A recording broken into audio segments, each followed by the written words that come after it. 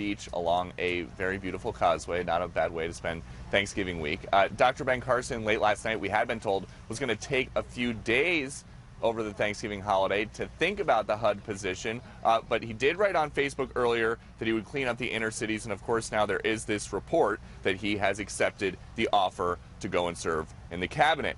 Other recent nominations, just a few hours old. Betsy DeVos to be the education secretary. She is a billionaire philanthropist from Michigan who Trump says is going to help bring school choice to all families, and who Jeb Bush, Trump's bitter rival, says was a good selection. There was also earlier today Governor Nikki Haley. She was selected as UN secretary. She was a big Trump critic, but says that when the president-elect asks you to do something, you do it. As for the possibility of Mitt Romney, there's only one way that I think Mitt Romney could even be considered for a post like that, and that is that he goes to a microphone in a very public place and repudiates everything he said in that famous Salt Lake City speech and everything he said after that. Governor Huckabee also said this morning that he was offered a cabinet position by the president-elect, but turned it down. Neil? All right, Peter Ducey, thank you very much. All right, we got Scott Brown joining us, a former Massachusetts senator, also under cabinet consideration right now. Senator, very good to have you. Good to be on, Neil. How are you? What do you make? I'm fine, sir. What do you make of what looks like Ben Carson going over to HUD? Yeah, listen, I'm personally very invested in housing issues. I'm on 2 housing boards, and there's no better way to help improve the inner cities, not only with great houses and homes, but obviously good jobs. And that's what one of the cornerstones of Dr. Carson's campaign is, to help create jobs and opportunity in the inner cities. So I think it's a great, great choice. Now, what about you? I mean, you've come up, and your name has come up repeatedly for a number of positions, Veteran Affairs most lately. What do you think? I was told after we had our good meeting that I would hear sometime after Thanksgiving. Now, I'm not sure if he eats at 12 and I'll hear at 1, or if I'll hear on Friday or Saturday, Sunday, Monday. But as you know, you can see he's still working. I thought Nikki Haley's choice was fantastic, and the potential of Mitt Romney's choice I think is brilliant. It really unites the party, and it reestablishes, I think, credibility with our allies, fear with our foes, and bridges that gap. And just to comment, I know I'm maybe going a little ahead on what Governor Huckabee said, who I love. They probably did talk about what happened during the campaign. I'm almost sure of it. And they probably said, you know what, we're two, type A billionaires, and we battled pretty heavily. And that's what I like about what Donald Trump is doing. He's actually bringing people together, going for the best person regardless. And that's what our country needs right now. Well, what do you think of what Huckabee was also saying, that Romney should apologize? Because you could make the argument Donald Trump should apologize to him for saying he choked like a dog, and a lot worse. So they both said awful things about each other. Bygones be bygones, let it go. I think it's evidence, Neil, by what you're seeing right now with Donald Trump and Mitt, meeting and having a great conversation, and the potential of him being offered. I think that's apology offered and accepted. Otherwise, they wouldn't be even talking. The fact that Mitt Romney could be the Secretary of State would be just so much better than John Kerry. It really just makes me very, very excited. It is interesting that it continues the tradition of former rivals, or those who run for president before going for Secretary of State, Hillary Clinton or John Kerry, and on we go. But having said that, the makeup of this cabinet, still early, Senator, as you have some who were supporting the president-elect during the campaign, and others who were noticeably silent, or quite the opposite. So some have likened it to a potential team of rivals. What do you make of that? I think he's going to get the best people for the job, period. And it's good to have a little tension and some different points of view and disagreements. You don't want everyone, and one of the reasons that Donald Trump, the president-elect, likes me is, I'm pretty direct. I'll tell him exactly what I think is going right and wrong. And he doesn't want yes people up there. He wants people to tell him, sir, with all due respect, you're wrong or you're right, and the ability to kind of work it through. And I think that's critical, because in this president administration, there's no one that tells the president that he's wrong. If that was the case, we wouldn't have done what we did in Syria. We wouldn't have done what we did with Russia and this reset and the like. So I think it's a good thing. Scott Brown, great seeing you. Happy Thanksgiving, my friend. Hey, Neil, I have one bit of advice for you, my man. Yes. lay off the gravy, okay? I knew you were going to say that. The gravy and potatoes. You're worse than my cardiologist. Joe Piscopo and I are keeping an eye on you, buddy. I know. Thank you for making your final appearance on this show, by the way. It was a pleasure having all these signs we did. Man, oh man, is he tough or what? All right, he won't see me when I'm eating. All right, in the meantime, people can see you if you're traveling, millions of you, 49 million we're told, and the traffic is going to build up, and depending on the airport, it's going to really build up. We're still waiting for that to happen because I think this was just sort of spread out through the week here, and that the least of it is happening right now. Who knows? But Adam Shapiro is at Newark International Airport, which has a different feel than when he was walking the beaches of Miami ahead of the Florida primary. But nevertheless, what are you seeing there, Adam? Well, it's about as exciting as a glass of Metamucil right now. It's been empty all day, I've got to be honest with you. And this is United here at Newark Liberty International, and this is the major carrier at this airport. It's a hub. I can tell you as well, they don't want us to show on camera the TSA screening area. The Port Authority is forbidding that. But the line is very short. People are moving through that line in less than 30 minutes. It's actually more like 10 minutes if you're even standing in line. Now, it is starting to pick up a bit, but they've been telling us, Neil, that the peak was coming. They said at 12:30. It didn't happen at 12:30. It didn't happen at 2:30. Now they're telling us as people get off work, they're going to be heading to the airports. And when you look at the numbers, you would expect huge crowds, and there are crowds at other airports, O'Hare and at Atlanta, Hartsfield-Jackson. But, you know, here at one of the busiest airports in the country, it's within the top 10, Newark, kind of quiet right now. 49 million people will travel by plane, bus, train, and car. 2.8 million by plane just on Sunday alone. But right now, all clear, and that's a good thing, right? Back to you. It is, but if you could work with me next time, Adam, we've been kind of play off the bedlam at airports there with the crowds. And that's all right. We'll talk later for another update. Seriously, Adam, thank you very much. Have a great Thanksgiving. You got it. All right, well, meteorologist Rick Reichmuth says, you know, depending on where you are, it could be even longer trip. Weather will be playing a role here. What do you see, Rick? A little bit. Death and destruction. Is that good? Wicked weather, horrible. All right, there's some weather out there, not really all that bad. This storm right here, just some showers across parts of the Ohio Valley. A little bit of snow, but it's way off towards the northern parts of Minnesota, in towards the Arrowhead, Wisconsin, the UP of Michigan. That's one storm. The bigger storm is moving in across areas of the west, and it's going to bring a lot of rain and really significant mountain snow for the next number of days. I think we're even going to see some of that moisture make its way by the end of the weekend into Southern California, and this is great news. Any precipitation we can get out west at the beginning here of the rainy season there is really good news. As far as the airports go, we have some mild delays in Minneapolis. We've had some delays around O'Hare, and then in towards Newark, there's some delays because of wind.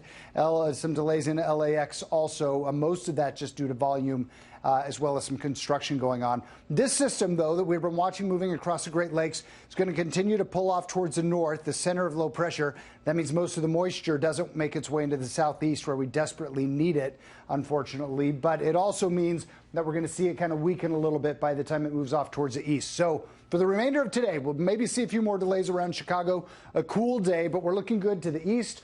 We're looking good in the central part of the country, the Pacific Northwest later on today, few delays. And the same goes for tomorrow. If you're flying tomorrow, if you're on the roads, Northern California through the coastal areas of the west are going to be problematic. Rest of the country, we're looking pretty good. A few showers in across the east, but they'll be lighter than that storm we're seeing today. Neil? All right, Rick, thank you, my friend, Rick Reichmuth. In the meantime, Donna, will bring your attention to the fact we had another record in the Dow that's getting old, I know, and a lot of other averages, but this is noteworthy as well. A 30-year fixed-rate mortgage now with the backup in interest rates we've been seeing on the prospects for an improving economy, now at 4.03%. Now, a lot of young people approach you and say, oh, Neil, I can't believe I missed the boat. Rates are so high. I want to show you kids something. When my wife and I got our first mortgage, that's about what we were paying per day. See that really high point there? That was about the point at which my wife and I took out our first mortgage. It is just a reminder that even though rates have been ticking up, they're nothing like they were. So all of you people who are losing it over this, I want you to calm down. And I want you to realize you've still got another, I don't know, 10 or 12 points to go to get back to where we were when we started out. Let's remember that. All right. In the meantime, we have the president-elect going to the New York Times, and the New York Times has it out with the president-elect. Makes you wonder why he went there. Howie Kurtz, on the read from the old gray lady after this.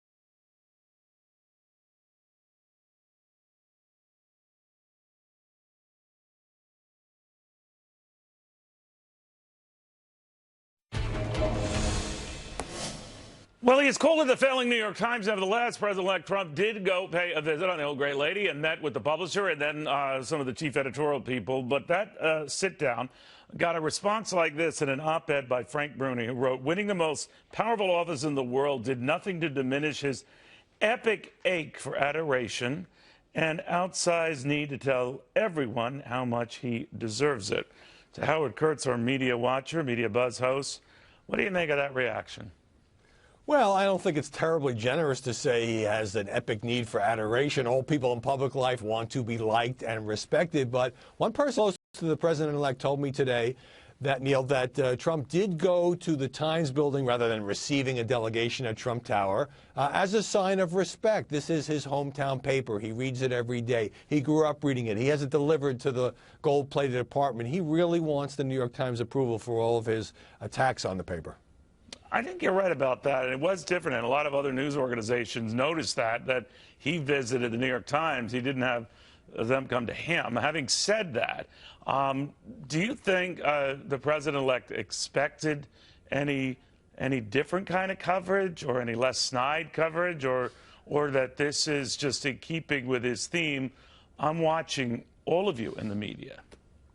Well, I think the message here, and also in the meeting with the TV anchors and executives, is I won. You got it all wrong. Now let's see if we can work together, but kind of trying to deliver a strong message that if the Times, who Trump says has been very rough on him, continues to be very rough on him as president-elect and then president, he's not going to be shy about using Twitter or other means to hit back. So at the same time, I've noticed this myself that Donald Trump, if you're a sympathetic journalist, that's fine. He appreciates that.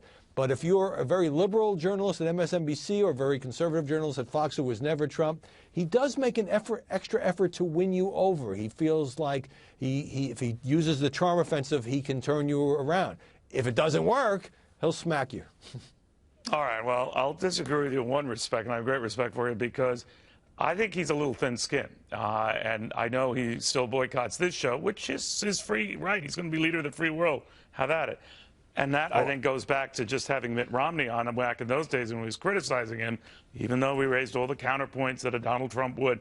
Having said that, can he get over that? Now, obviously, the rap about being thin-skinned might only go so far if, in fact, he makes Governor Romney his Secretary of State, that maybe he isn't what some of his critics have said. What do you think? Well, I don't disagree with you, Neil, about the thin-skinned part. I think that Trump makes an effort to try to win people over, particularly those who are critical, but doesn't mean that he will reward them by granting access or interviews and that sort of thing. But look, I mean, here's the thing.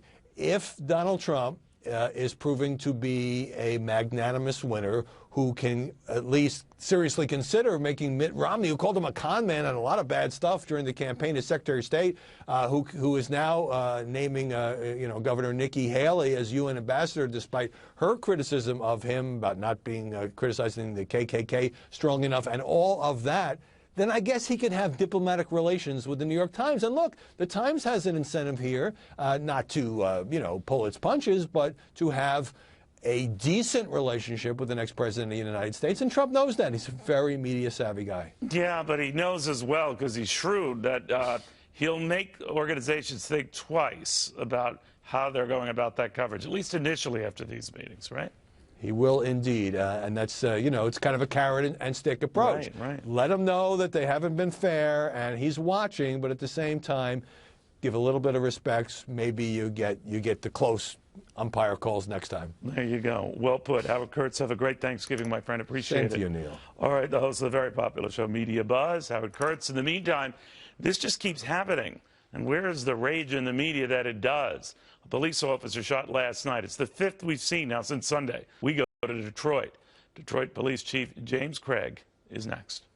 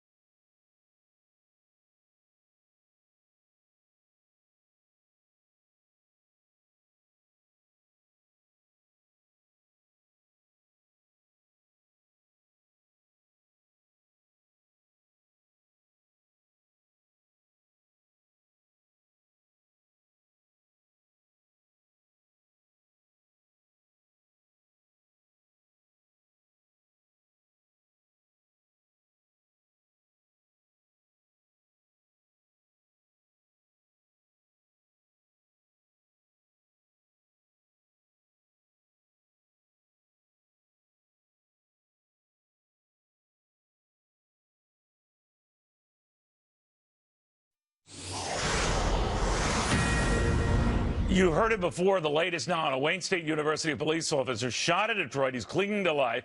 The police believe they have the guy who shot him, but it is the fifth officer shot just since Sunday. Detroit Chief of Police James Craig with us now. Chief, thank you for joining us. What can you tell us? You're welcome. Thank you. Yeah, it's a somber day in Detroit. As you know, this is the third officer that's been critically wounded. We had 2 officers fatally shot within the last 45 days. So some very troubling times, and certainly now we have an officer fighting for his life. We have the person we believe, the right person, certainly in custody. But this has touched so many of our officers, both in Detroit and the Wayne State Police Department. It must end. It absolutely must end. Was he targeted, Chief? And was it racial? What do we know?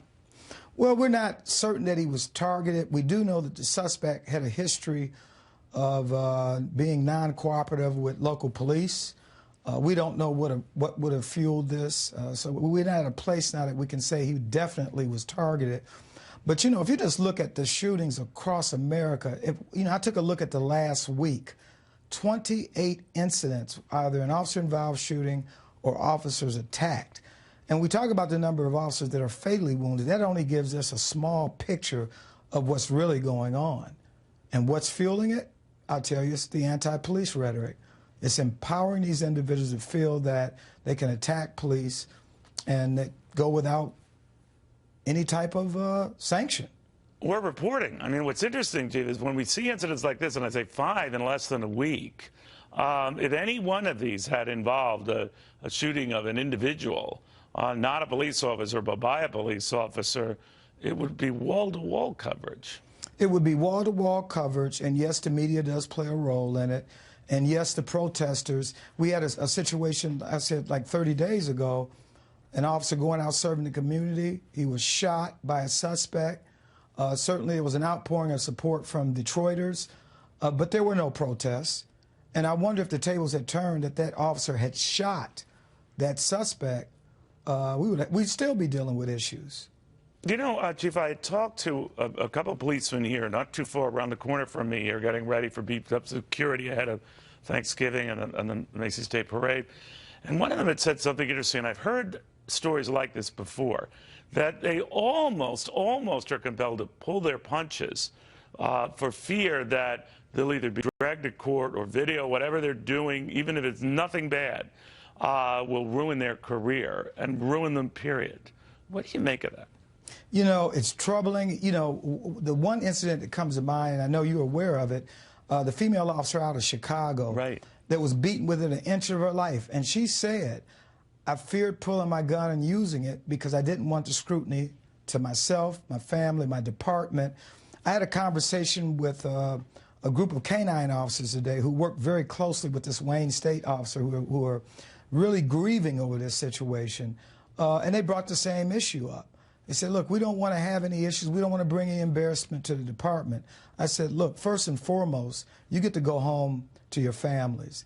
We are a constitutional police department, and we expect you to use that force that's reasonable and necessary. And if faced with an imminent threat, you have the absolute right to use deadly force.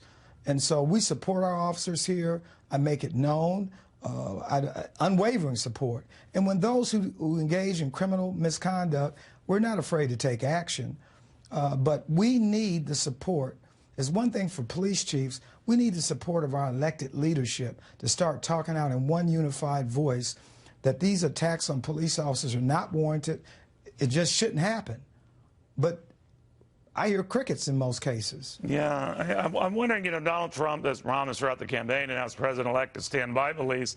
But what can any president do besides going before the bully pulpit and stating what you just stated?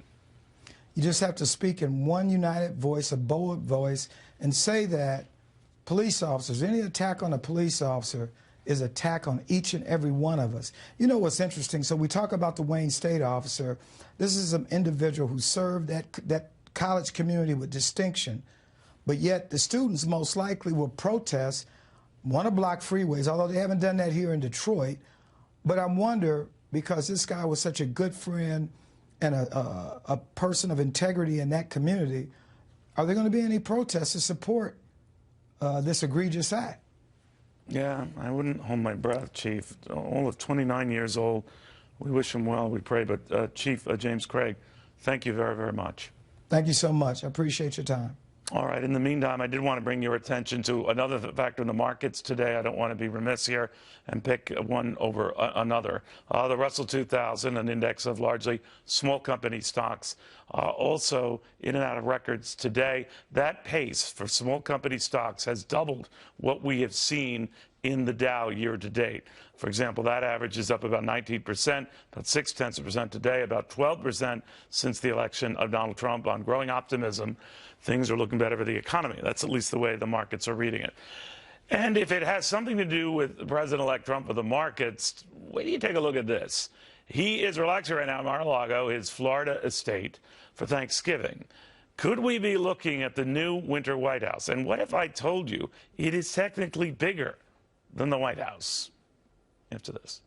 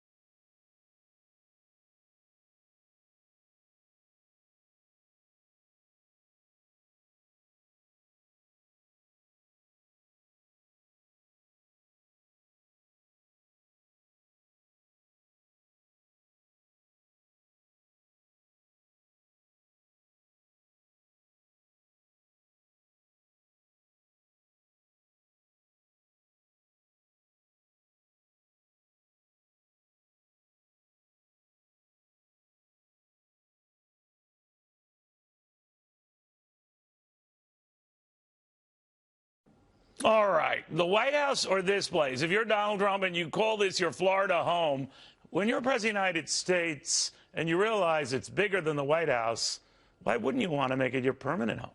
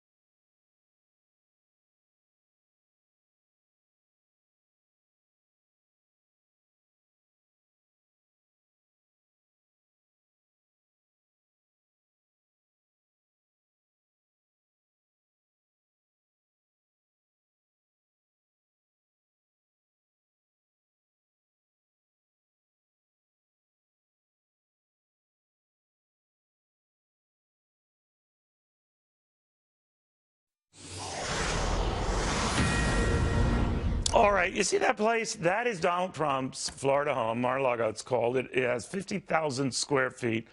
I don't even have an accurate count on the actual number of bedrooms, but enough to staff all of Washington, D.C. If he wanted. The question is, what would you do? It's warm, it's beautiful down there. It can get dicey in Washington, and I'm not just talking the political climate. To presidential historian Doug Weed on how different it will be under a Trump White House, that is, if he ever uses the White House. This place is bigger, Doug. What do you make of it? Yeah, these presidents, Neil, love to get away from the White House. It's always been that way. When George W. Bush was elected president, he flew back alone. I think he had Karl Rove on the plane. He had this great big empty plane back to Washington. He allowed one journalist on, and that was Kenneth T. Walsh of U.S. News. So Walsh gets waved up to the front. He's going to get his time to exclusive chance to talk to the new president and sits down. Instead, George W. asks him a question. And his question was, how many days did Ronald Reagan spend on the ranch? So these presidents can't wait to get out of the White House. Well, it is like a fishbowl. That's pretty clear. And I know it's a beautiful, it's a family comment, very, very nice there. But again, the world can see you. So you want to get away. A lot of presidents got away to Camp David or what have you.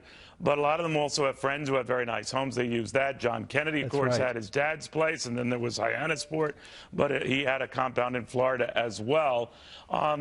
How often do you think a Donald Trump, who's already hinted that he would like to split between Washington and New York, at least his wife certainly wants to be in New York, and let Barron, their 10-year-old son, finish out the school year, where he is sort of spreading things out?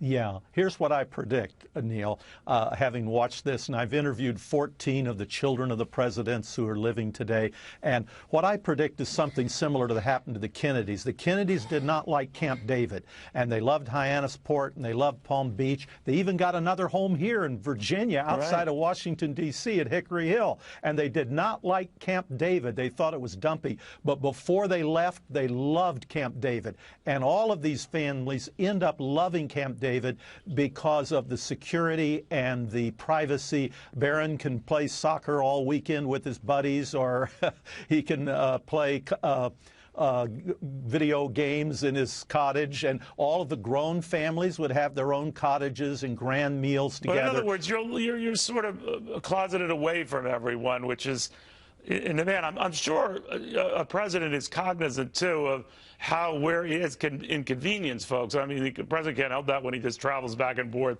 to cities, but in Donald Trump's case, at Trump Tower in the middle of Midtown Manhattan, it shuts down the city. It shuts down the city, is right. And I'm wondering how that factors into what they decide to do. I think it'll be big because having worked on the White House staff, I remembered when we'd fly into Boston, you'd shut down that tunnel coming out of the airport. We would get so much grief that the president didn't want to go. You lose a lot of votes, a lot of commerce lost, and they're going to shut down those neighborhoods. You're not going to be able to get into Shanghai Charlie's to get those, Shanghai Joe's, I guess it is, to get those great dumplings. They're just going to close down a lot of good places right near Trump Towers. So I think that's going to get old and get some backlash. They have to realize a few blocks south is a wonderful Olive Garden, but I digress. Donald or Melania, if you're listening, try it. I mean, the breadsticks to die for. But let me get your take on why it's a little different with Trump in that some of his homes, not obviously Trump Tower, but Mar-a-Lago itself, in well-trafficked, well-seen, visible areas. I mean, you could argue about Hickory, of course, with JFK, and even Eisenhower going back to Gettysburg and all. They were hidden from folks. President Bush's ranch in the outside of Waco, hidden from folks. I mean, this is on display, and so for them, cuts into their privacy, right? Because throngs can get nearby. Yes, and there could be issues. There could be security issues. I mean, these Trump properties all over the world are like just a big bullseye on them. So I think this is going to be an evolving issue for him. He's very wealthy. The Kennedys were very wealthy. They ended up at Camp David, even though they didn't like it at first. And almost all the children I interviewed ended up loving the place because there were so many acres and it was so private. My guess is it'll start the same way. It won't be impressed at first and end up up embracing that. But we will see. You know, you mentioned privacy. Eisenhower, he went to some public places in Georgia where he'd play golf and take over the whole country club. So, but it's a different time today. Very different time. And we're in a tougher time. And we've got obnoxious press people like me, like spying on you and Googling where you are. By the way, great things happen sometimes and bad things at these resorts away from the White House. FDR died at the Little White House in Warm Springs, Georgia, and his mistress was there. We can talk about it now. They couldn't talk about it then. No, and we're not going to go down there right now. Doug Weed, I want to thank you. I hope you have a great Thanksgiving, my friend. Thanks for all your help this year on so many things, political and historic and all of that. Thank you, Neil. All right. In the meantime, the president-elect is not backing away from his business interest. In other words, he reviewed this, apparently the legalities around this, and has come to the conclusion he doesn't even have to set up a blind trust. He doesn't have to divorce himself from those businesses. Is that true? Is that legal?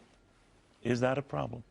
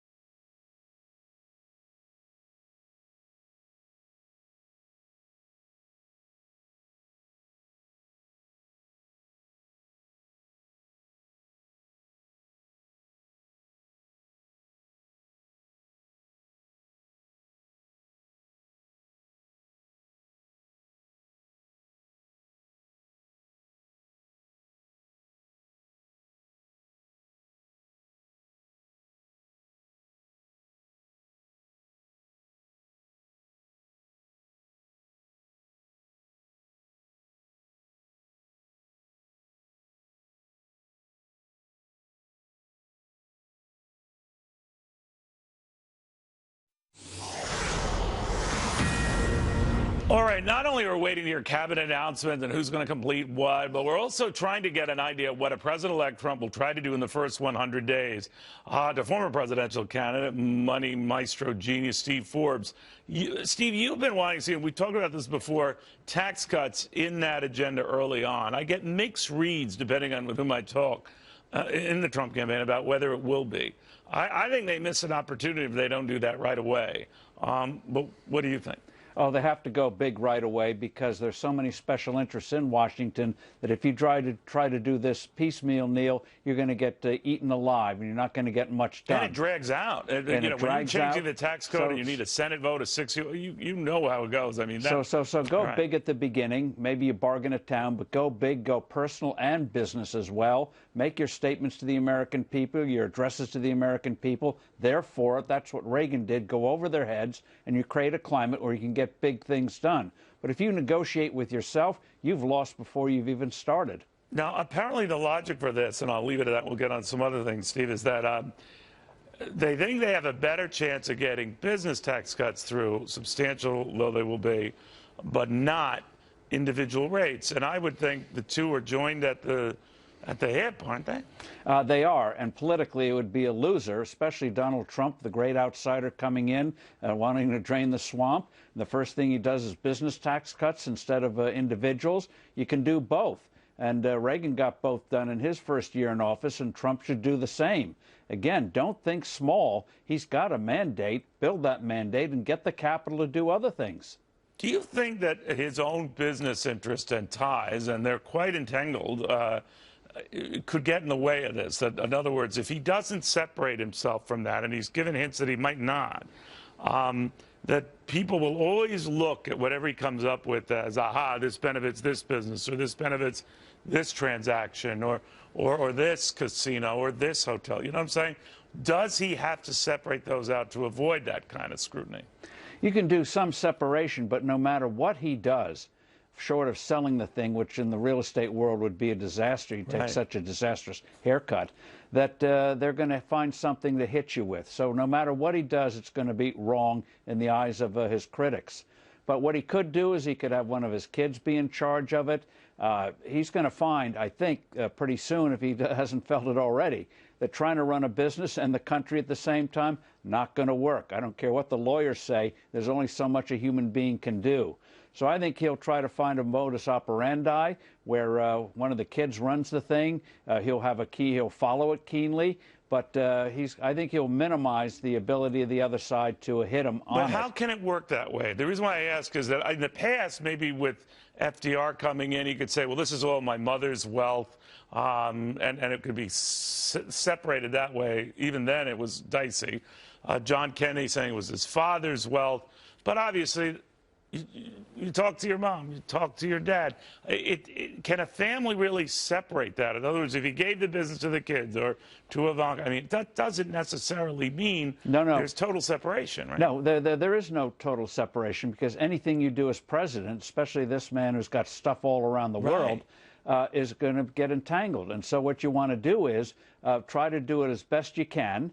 And two, if you go with something like tax cuts for individuals as well as businesses, people will then start to give you the benefit of the doubt. This guy's getting big things done. We're not going to listen to these critics. They listen to critics when things are going badly. If he gets things going smoothly and a good way for the economy, then he'll have the capital to not get entangled or tripped up by the fact that he can't separate himself as president from things that he has around the world, not to mention inside the U.S. I do know, too, that the mainstream media will pay less attention to a wealthy Democratic president than a wealthy Republican one. I could be wrong. I could be wrong. But I suspect that will play. Now, do you think then that what you're seeing of the cabinet choices, real quick, it's an interesting sort of, some have likened it to a team of rivals, you know, sort of compendium here. How do you see it? Oh, I think it's so far it's been very interesting and positive. One, he recognizes he is the boss, no matter who is in the cabinet, even more than when Lincoln put his rivals in the cabinet. And number two, I think it demonstrates that he wants to get unity in the party for the fights ahead. But he will set the policy, and I think it just takes the temperature down. The critics are going to be carping, as you know, in the media and elsewhere. But most of the country is going to say, hey, this guy wants to put together a good team. People who've criticized him were against him. And if they can unify, boy, that's good. We need more unity, not bickering. All right. Thank you very much, Steve Forbes. I believe in the course of talking to see, we were showing the Taj Mahal in Atlantic City. Of course, that's defunct and no longer associated with Mr. Trump anyway. But how he handles those businesses in relation to what he does on some of these other initiatives, getting a great deal of scrutiny. In the meantime, tomorrow, as you probably heard, is Thanksgiving. And some of you have commented, Neil, we know you had heart surgery earlier this year, so we hope you're taking it lightly and not eating too much. Of course, that's a given. But I should point out here that it's just one day. Look at all I've been through. Would it really hurt if I had extra stuffing? Because I'm now going to go into the control room and get my producers for digging up these pictures to make me feel guilty. And yes, a hospital gown does add 15 pounds. More after this.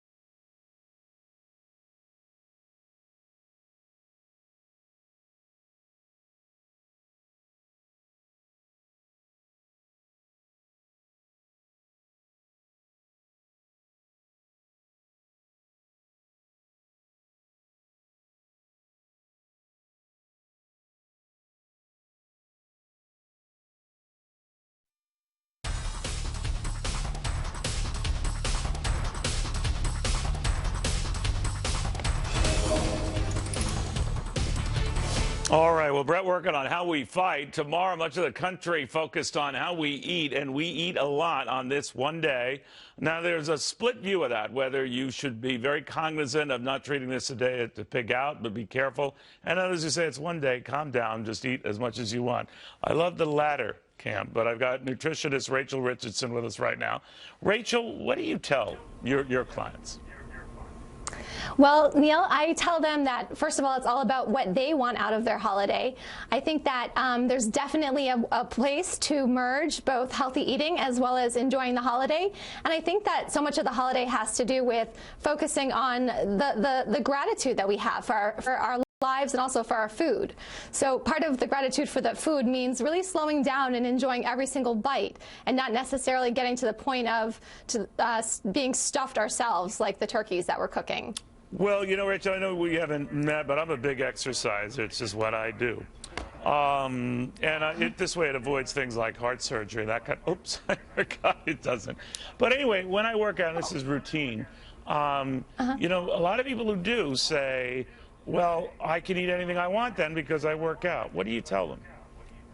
Yeah, that's not necessarily true. I definitely, of course, always recommend exercising. Not only does it help with your metabolism, but it helps with our neurotransmitter health, which helps us control our cravings and with our sleep at night.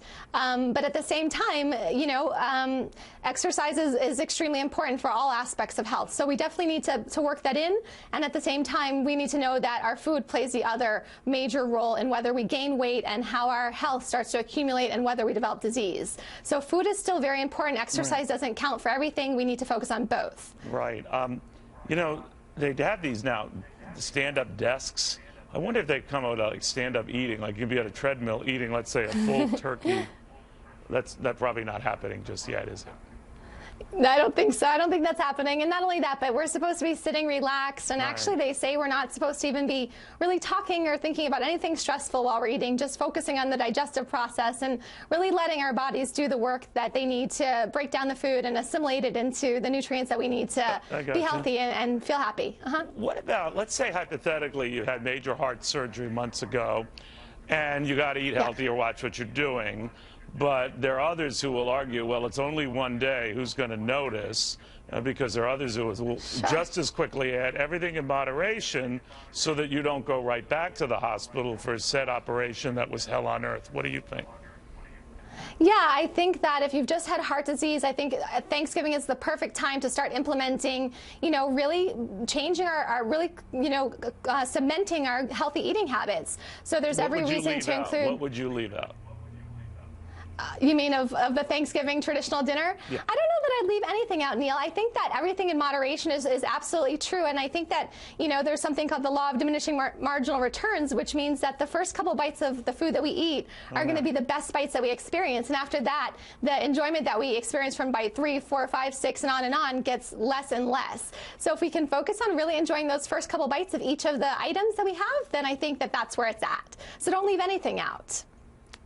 Okay, I just want to write that down. Just get this back to my family.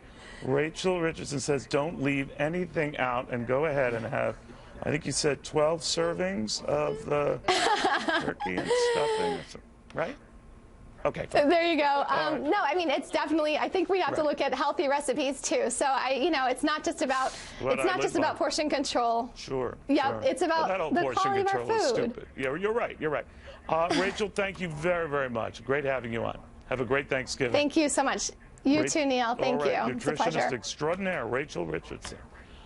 All right. Well, we got heightened security, not only around, you know, grocery stores trying to ward off me coming, but just regular security. It's on high alert in New York, especially, right outside this building. After this.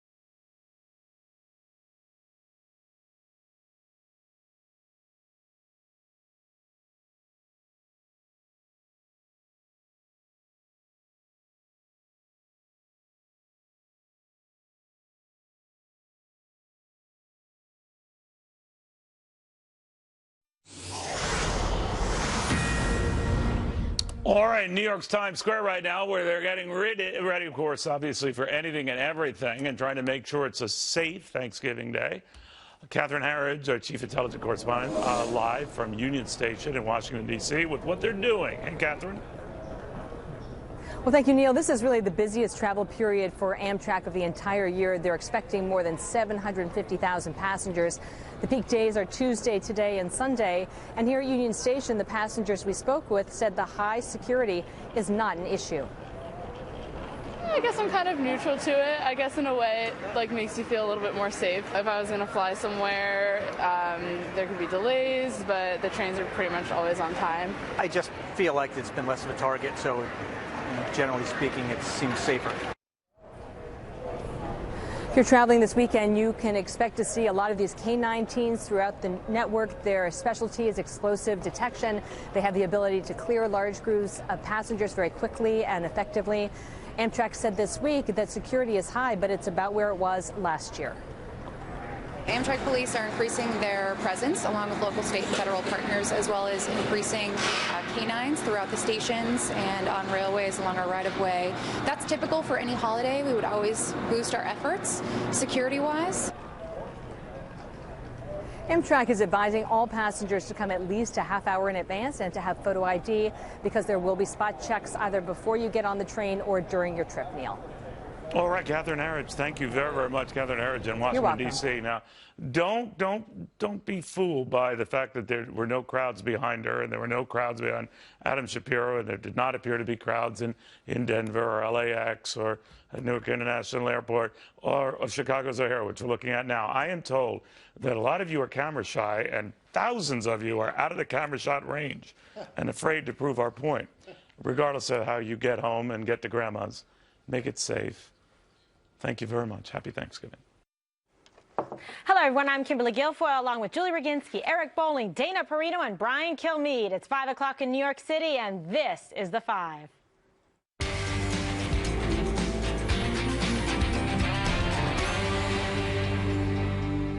New announcements from President-elect Trump on this Thanksgiving Eve. Mr. Trump has chosen South Carolina Governor Nikki Haley to be America's ambassador to the UN. He also picked Michigan businesswoman Betsy DeVos for Education Secretary. She's a charter school advocate. Haley and DeVos are the first two women to be tapped for key posts in his administration. There are also conflicting reports over Ben Carson today. Just a few minutes ago, Carson's spokesman said Trump has not offered Carson the post of Housing and Urban Development Secretary. Here's Dr. Carson talking about the potential position. Dr. Carson, now they're apparently interested in having you, if this is right, to be a HUD secretary. Would you be interested in that? Well, you know, our inner cities are in terrible shape, and they definitely need some real attention. You know, there have been so many promises made over the last several decades and nothing has been done. So it certainly is something that has been a long-term interest of mine. Has it been offered, sir? We have had offers, yes. And is it the HUD position? I would say that was one of the offers that's on the table. All right, and no further interviews. Who's on first? Well, who's at HUD? No one knows. Kimberly, the problem is he does not like not telling the truth. So when you're asked directly by somebody you respect, like Neil Cavuto, I'm sensing it happened, but he doesn't play the game. He's a surgeon that is a great person that got an offer, so he answered the question honestly. There is no place for honesty in politics. That's the problem we have here, Bowling. This isn't the honesty game. Except there was reporting that not only was he offered the job, he accepted the job. Right. And then a couple minutes later on the way down, no, hold on, he didn't accept. Not only did he not accept the job, he wasn't even offered it yet. But then there was like a Facebook post. It's really, right. And there's posts and whatnot and the reportage. But what we do know is Nikki Haley was, in fact, offered the job of U.S. ambassador to the UN, which is fantastic. Early morning, I woke up to it, and I emailed Dana. I said, Dana, why would a successful smart, well-respected governor of a South Carolina state, Republican, take a job as ambassador to the UN. She said, this is perfect. I'll let Dana explain why, but wow, that's a fantastic So was Dana Perino. That was my Dana Perino question. Yeah. Well, one thing I would say for Dr. Carson is that if you are up for a job, or anybody who is up for a job in the administration, for the new administration, don't book yourself on television until it's settled, because you're going to get put in that position. And Dr. Carson is not alone in that to lie, I would say. I just found out he's on the Kelly file tonight. Of course. But what's likely is it's a done deal, but it's not an timing wasn't thing. And like you should just you should always let the president-elect make that announcement, not yourself. Right. On Nikki Haley, we have 4 hours to figure that out before the Kelly files can be. When I got Eric's email, I thought, well, I will respond this way. I think she is a public servant at heart. She's had a long list of public service. She has probably not going to. She was not going to run again, I don't think, for governor of South Carolina. She has an immigrant story, a successful family business in America. She showed her ability to be an amazing diplomat after the shooting at the AME Church in Charleston. Very much. And so. she handled the Confederate flag issue in a way that pretty much everyone praised her at the end of that. So I think this is a really natural step for her. She was not for Trump at the beginning. She was for Marco Rubio, but she came around at the end and supported him. And I think that shows that, one, he respects her and thinks that she'll be able to add to his foreign policy agenda, and there will be a lot of issues that she has to take care of right away. And first of all, will be the refugee crisis and how the administration decides to handle that, and how different it might be from what President Obama had. And the other thing that will be just a major issue, because it always is at the UN, is climate change. Sure. And she'll be right in the middle of that. So I think it's a really great pick for her. Plus, if she has plans for a future run for higher office, then foreign policy experience is something that she would need. It's a win-win for her. I think it's perfect. And if Pence didn't want to be VP after 4, she would also be excellent in that. And I think you'll see a really good governor's race in South Carolina, and you'll probably see somebody who's on the national stage now decide to run. Any predictions on that? I think it'll be Tim Scott. I love it when you answer those questions. All right, don't play hard to get, just answer. Yeah, Julie. Well, first of all, I'm going to be in the Kelly file, so I'm going to get to the bottom of this. Okay. You're going to investigate Ben Carson. I'm going to investigate. I will report right back to it at 9 o'clock tonight. I'm going to get to the bottom of this.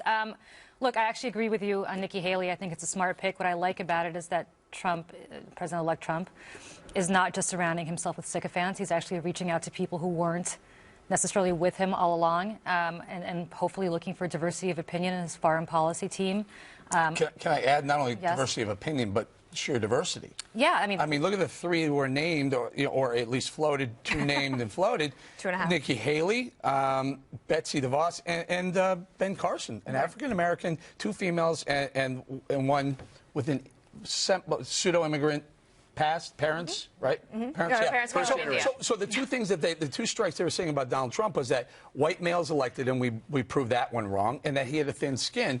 If you have a thin skin, you don't tap Nikki Haley, someone who is aggressively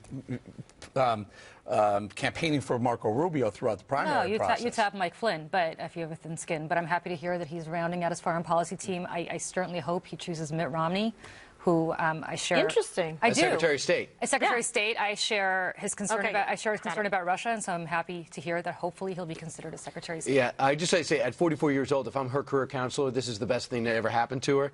Number 2, I think that Rick Grenell also would have been pretty strong. I was just going to say that. So that would have been an excellent choice too.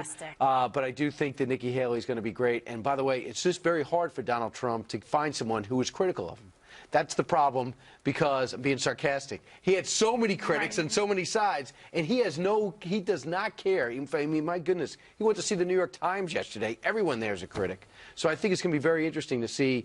I think more pressure on Nikki Haley to go along with Donald Trump than Donald Trump to go over Nikki Haley, because she's got to do what his policies say. That is for sure. And I hope they do find a great position for Rick Grenell, because he's a real asset to the party. All right, we are still waiting for word on the Secretary of State position and whether it will go to Mitt Romney, like we were just mentioning. Now, Romney does not, as you may have been aware if you watch this channel, which I hope you do, Newt Gingrich and Mike Huckabee's vote. Take a listen. I would be concerned, one, I think the vast majority of Trump's supporters will initially be very unhappy and will be reminded of all the things that Romney said over the year. And 2, because Romney does represent a very different viewpoint. I mean, authentically. I'm not sure whose Secretary of State he would be. But I'm still very unhappy that Mitt did everything he could to derail Donald Trump. There's only one way that I think Mitt Romney could even be considered for a post like that, and that is that he goes to a microphone in a very public place and repudiates everything he said in that famous Salt Lake City speech and everything he said after that.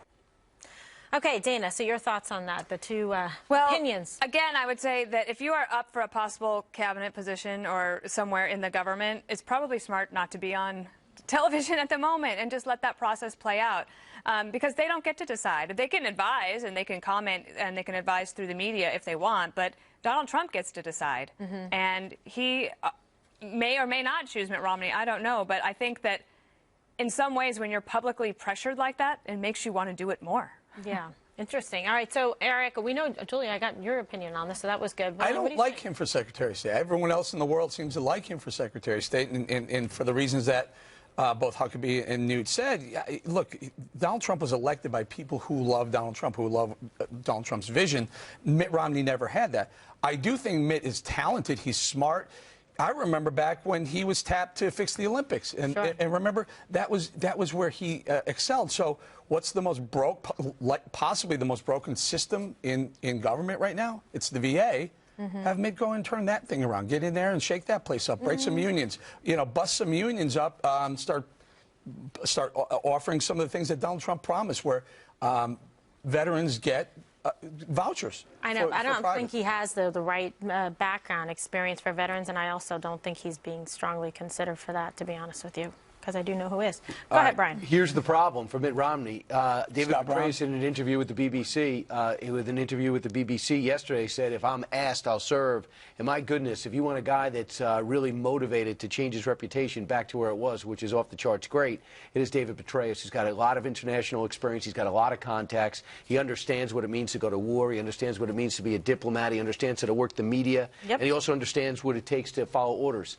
And the fact that he told the BBC that if asked, I would do it, and twice he answered again, and the fact that General Keane was offered the job, was offered the defense job, but he had a chance to talk to Trump afterwards for quite a long time. I'm sure he said, hey, the guy I mentored, David Petraeus, you got to keep him in mind. He'll be great for you. So that might be the greatest threat. You know what's interesting about Petraeus, though, and I sincerely mean this is not a snarky comment by a liberal, is, which is usually my comment, thanks, but David Petraeus, right or wrong, has some of the problems that a lot of the Trump people castigated Hillary Clinton for. And when you empower David Petraeus for the same job that Hillary Clinton had, who has the same problems that Hillary Clinton had, what does that say about how genuine you were about Hillary? You're not wrong to say that, but I would say the magnitude of the two is very different. There's one guy with legitimately a war record that will go down in history, in military history. Who also paid for his crime. Paid for it big time, and you know, he made a huge mistake as head of the CIA, which was the wrong place for him anyway. Not to excuse it, but if he goes through the vetting process and goes through the Senate, I think that he's a guy who can join the club. Not perfect. Yeah, but interesting, Julie's comments, too, about Mitt Romney, because he is somebody who is very capable. Just in general, for some kind of appointment, it sounds like your team would approve. It's not that my team would approve, but I'd be very curious. Just me. But let me just finish my thought, though. What's interesting to me is that Trump has such close connections to Russia, whether through people that potentially finance his operation, the fact that his son met in France last year, or earlier this year, I'm sorry, with a bunch of Putin people in Syria, and to have somebody who's such a hawk on Russia, which I love, be his Secretary of State would be incredibly fascinating to me. Romney would be incredibly fascinating to me. But also, look at the problems you get into. Well, look, Hillary Clinton worked directly with President Obama on their Benghazi strategy, worked together with them on the Iran strategy, and look how it turned out. Mitt Romney doesn't see anywhere near eye to eye with Donald Trump's vision of foreign policy anywhere. Would you put him someplace else besides That's the VA? What I said. Give me another one. Well, I don't know, but I just don't want to. I wouldn't want to see him representing the President Donald Trump's vision of foreign policy. The guy's a non-interventionist. And you're going to send Mitt Romney into that around the world? His dad always gave him advice, whatever you do, don't serve as a cabinet official for a president. He hated it when he served for Nixon. He's used to being in charge of CEO and a former governor. But as Secretary of State, you kind of do your own thing. That would be a little bit different. Well, it'd be more, it would be more interesting. But you can't show any daylight between the president and the Secretary of State. I know, but the not that I think that there would kinda... be, and I actually think that they think of this more as a business arrangement than anything personal. You want to get stuff done. Choose the best people. Hey, put him at Treasury. The guy knows money inside now. That's what I'm saying. There you go. All right, we've solved all the problems, so now we're just going to go to commercial break till special report. Just kidding. President-elect Trump held a series of high-profile meetings with the press this week. Will the mainstream media consider covering him fairly now? His senior advisor, Kellyanne Conway, has a message for the press when the 5 returns.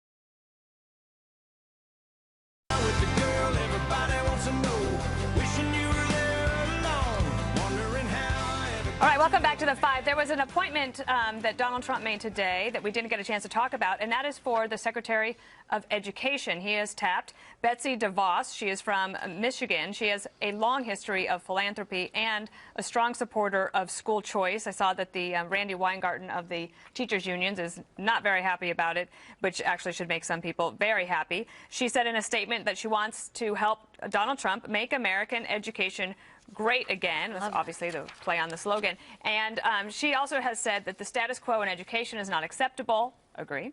Together we can work to make transformational change that ensures every student in America has the opportunity to fulfill his or highest potential. And Julie, you thought this was an okay pick, right? Well, I think it's an interesting green room talk. I think it's an interesting pick. You're about to get me kicked out of the Democratic Sorry. Party by betraying that green room talk, Dana Perino.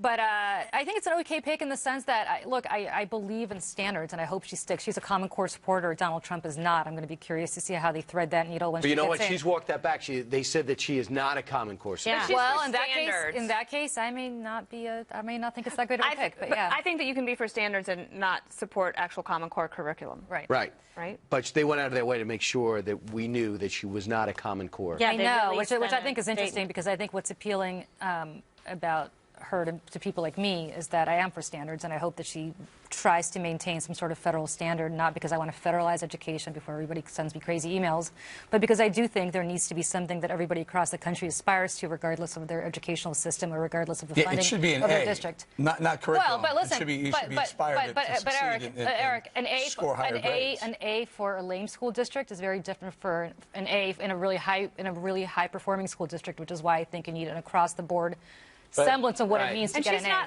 A. Kimberly, I don't see her as someone who's like a wrecking ball. So she's not going to go to the Department of Education and be like, okay, start tearing the place apart, right? Measured and deliberate. So I think that she's going to go through it methodically. I like that she's not, in bed with the unions. You even saw that she was able to garner praise, from Jeb Bush, who right away did as well. I know. I wondered if that helped her. I mean, I think for some people, I would say reverse. Obviously, Jeb Bush was strong on Common Core, right? And I think for good reasons at the time. But I did wonder, Eric, if that maybe gave people a little pause. Well, I think it gave Trump supporters. I think the whole day is giving Trump supporters a little bit of a pause. But again, hopefully, and I said this yesterday, he was picking the most qualified people. It didn't really matter if they were male, female, black, white, gay, straight, or a Trump supporter or a never Trumper. That shouldn't really matter at the end of the day. And I think, and Newton Rudy highlighted some of the pushback that they're having because of their support. For me, it's the issues. So he's pro-comment. She is maybe for standards. Pro-school choice. Donald Trump, that was one of his main campaign promises. He wanted to bring $20 billion to offer more school choice. I think that resonated with a lot of the female vote in America. How about the inner city? So you have to stay with that. But Common Core, that's got to go, too. Well, that's put it this way. Gotta go. Well, I'm sure. Well, Donald Trump's on record says we got to get rid of it. So we'll see what he does. But he said this. I think that she is going to make sure that people in the inner city might have some federal money in order to make a choice to go to some more of these charter schools. And when you got mayors in New York City who tell these kids, "Oh, we're going to shut down those charter schools and jam you into public schools that are failing," I think that's quite frustrating. So she has an opportunity to make a difference. She's used to having a lot of power. Her family owns Amway, so you know she's clean. And you also know that she loves the Magic because they own the Orlando Magic. And I also know, too, that they know how to make things work because we understand that her brother is Eric Prince. Right. And who's Eric Prince, for those viewers who might not know? He had Blackwater for a while. Now he's got other para armies around the world, does some great things. Well, that could come in helpful. That's comforting. Right.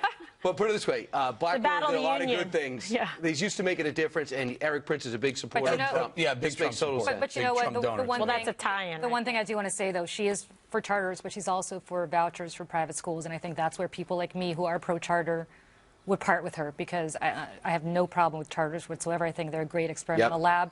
I do have a problem with public money being taken out of the common denominator in public schools and being sent to private schools. Well, and maybe she'll be able to thread that needle because, Kimberly, one of the things that I think this also does is, remember, she's from Michigan. Donald Trump's the first Republican to win Michigan in an age. He's about to. 84, I believe, right? So I think that in some ways Michigan looks pretty good. I think so. I mean, listen, there's a lot of different choices he could have made. I think this was one overall that people are quite pleased with. I think she will do a good job and that she's got some great ideas about education. I was excited when I read it because big thing for me is I want to make sure that the education system... How did Al Sharpton get passed up, though? That's what I want to know. You know what? It's fixed. It's not. It was rigged. Never too late. It was rigged. Yeah. Congressman, his good friend, though, Harold Ford, who's different from him, he is in the mix. So, and I like that. Who, by the way, is a great guy. Yeah. I like him a lot. He's fantastic. Has nothing to do with his last name. He's very personable. Okay, President-elect Trump has had a rocky relationship with the press so far, but after a series of meetings this week, will it get better? His senior advisor, Kellyanne Conway, has a message for the press when the 5 returns.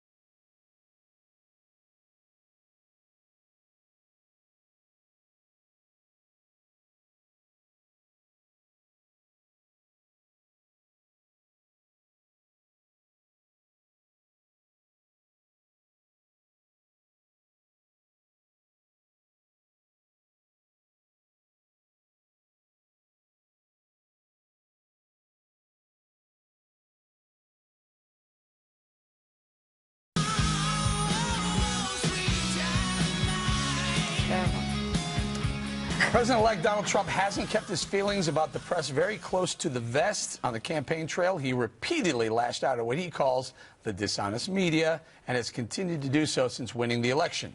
On Monday, President-elect Trump held a meeting with journalists and news executives at Trump Tower.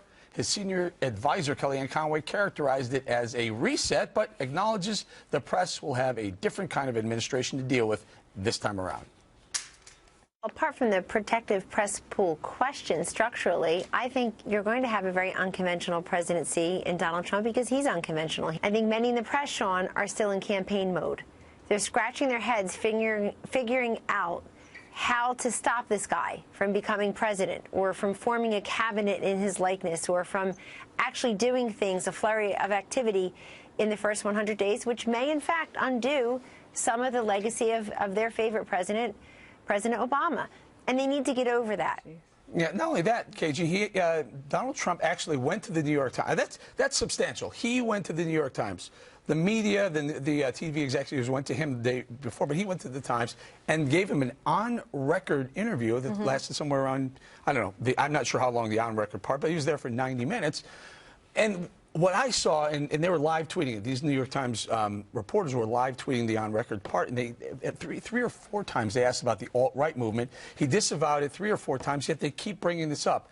Do you expect the president-elect media to have any different relationship than they're showing that they have for him right now? No, I think you can probably expect, like, look at the past to predict what the future will be in terms of the relationship. I don't think there's ever going to be a storybook romance with the mainstream media and with President-elect Donald Trump. And I think with the New York Times especially, it got off to a rocky start to begin with, even in the transition phase, because there was information, tweets back and forth. Then he said it was canceled. Then Kellyanne said, oh, no, it's back on. And then it was like, okay, we're going to go meet. What's on the record? What's off the record? But to his credit, like you said, he went to them. He sat down. He did the interview. So they're going to have to start to just, build a relationship, rebuild the trust. So what is the evolution of the new Republican president coming in, the media seeing, however, 18 months of primaries and general election, and do they pivot at all? Do they get firmer? Do they get more focused? Do they get more fair? I think all of the above, because the relationship between the press and the government is naturally adversarial. It's also mutually beneficial. So Donald Trump both has attacked the media and then actually benefited from media exposure. So if you also think about the New York Times, that's his hometown paper. It would be like me, going to the Denver Post or maybe the Bluffton paper, which I can't remember the name of, in South Carolina. The thing about the protective press pool, I think that he should consider it a badge of honor. This is something that started after John F. Kennedy was assassinated. It is only bestowed to people who have achieved the highest position in the United States of America, the leader of the free world. It is important because you are now, as the president-elect, the most important person in government to protect. And so the protective press pool, it's not because they're there for security, but they are there because you are now a public servant. You work for the people of the United States of America starting on January 20th. And so the protective press pool, I would consider it a badge of honor. It's the most high respect that you can get in the United States and the government. What do you think, Joe? Is there a way to soften this tone, this listen, relationship? I think he played the press this week masterfully. He went, or they came to him, I'm talking about the TV executives and the TV anchors, went to him. He said to them, this is totally off the record.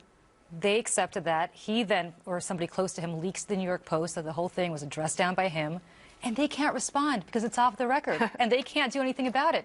So he gets out his message, how he stood up to the press, how he was a tough guy because he now needs an adversary because obviously Hillary's no longer his adversary. And he played them like a fiddle and predictably. Yeah, but what about this olive branch he extends to the New York Times? Well, the New York Times. Where did that come from?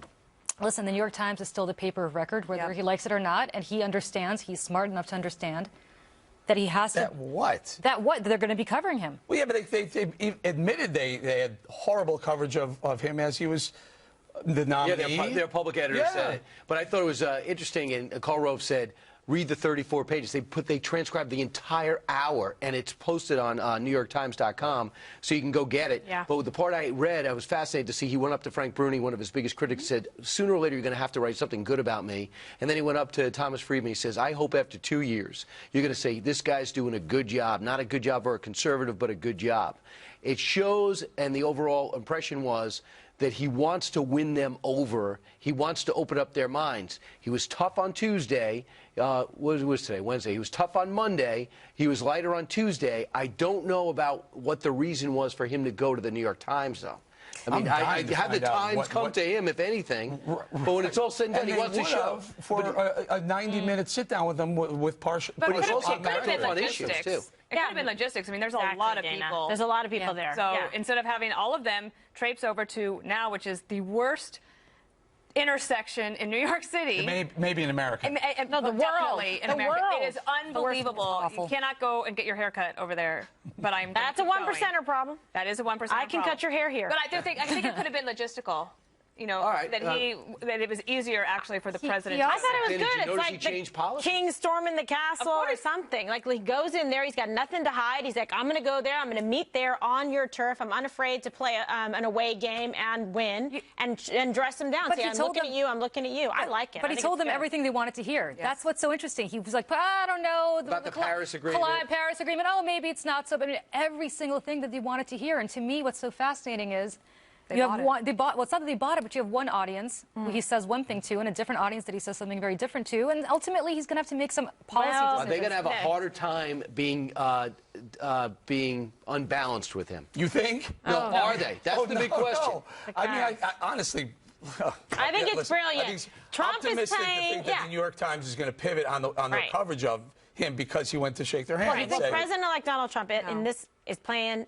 He's playing chess. They're playing checkers. I'm telling you, you could be like, I've been over backwards to be nice to the New York Times. It doesn't. It didn't work. right. That's the point. And All that right, was here the we problem. go. I was too nice. Ahead, President Obama Hunger bestowed the nation's highest civilian honor to a large group of celebrities yesterday, many of them outspoken anti-Trumpers. But our producers want to know, did he send a message to the president-elect during the ceremony? You decide. Next. Our producer.